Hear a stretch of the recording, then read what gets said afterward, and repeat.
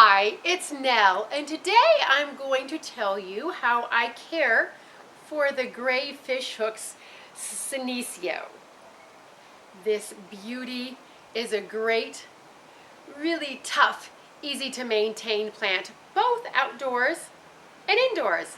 So stick around, I'm going to tell you how I take care of it. So before I get started in on this care video, I just want to show you my new air plants. What a fine selection. I'm going to be starting an air plant project soon. And I have this succulent hanging here because the trails are about 4 feet long on it, so it's sort of hard to stand here and do the video or have it on the ground. So it's I just wanted to show you that. Here are the ends, and this one shows no sign of slowing down at all. And today is February 7th. It's Super Bowl Sunday, just about 4 or 5 hours north of here up in Santa Clara. It's beautiful today. It was like 80. I just had to wait for the sun to go down so I could film this. But this plant is called String of Fishhooks, Grey Fishhooks. Sometimes it's called String of Bananas, and it's a little confusing because there's another succulent that also goes by those names, and the same genus and species. Oh dear. It just slipped a little bit on the branch. This one right here is the one that I know as String of Bananas.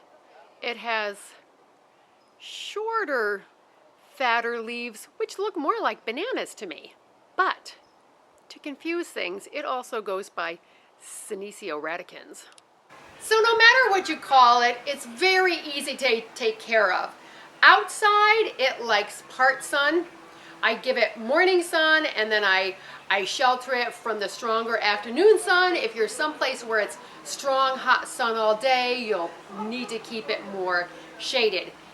Inside, however, it likes bright to highlight, which is a little bit vague, but it's would be near a west window or a south window where it gets a lot of light.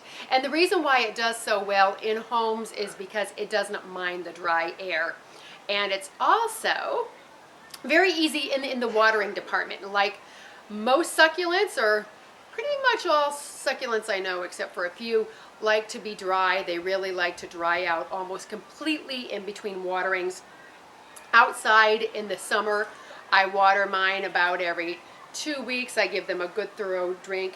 Inside, it's probably every 3 to 6 weeks, depending on the temperature of your home, and you want to water it thoroughly so that it drains out and the roots get wet, but then they can dry out. Now, temperature-wise, this really has a wide range. It's hardy to about 25 degrees Fahrenheit, but it can go up to 100 degrees. So it's really quite versatile. I just like to play with the trails. Woo! Now, in terms of soil, a fast draining mix is best because that's going to keep the roots from getting too wet and eventually rotting out. So a succulent and cactus mix is the best thing for it. Fertilizing, like most succulents, it really doesn't need it, but if you feel like you really want to fertilize your Grey Fishhooks, you can give it a balanced houseplant fertilizer, a liquid fertilizer. Of course, organic is best in the spring, and that is all that it really needs. Outdoors, I just top dress mine with worm castings and a little bit of organic compost, and it's as happy as can be. Now, in terms of pests, mine have never gotten any at all, but I imagine because of the fleshy leaves that it would probably be susceptible to mealybugs. And what you can do is just take it into the shower and give it a good hosing down with water.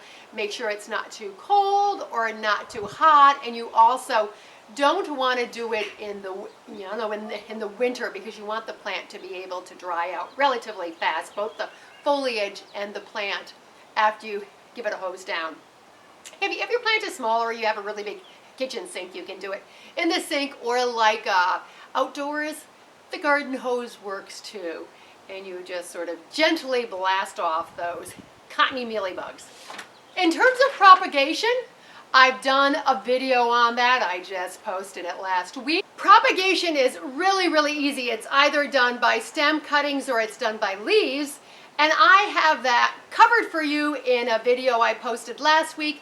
The link will be on the screen and it'll also be down below. Oh, and what I forgot to tell you is it's a fairly fast grower. Outdoors, in the warmer weather, it grows really fast. Indoors, it'll probably be more of a moderately fast grower, but it will, it definitely grows at a pretty good rate. So I hope you have enjoyed this video and found it to be helpful. I have a lot more videos coming your way. I have a driftwood and succulent series. I have aloe vera care. I have penstemon pruning, salvia pruning, the big winter pruning of my bougainvillea, 3 ways to propagate snake plants. So stay tuned because they're all coming your way soon.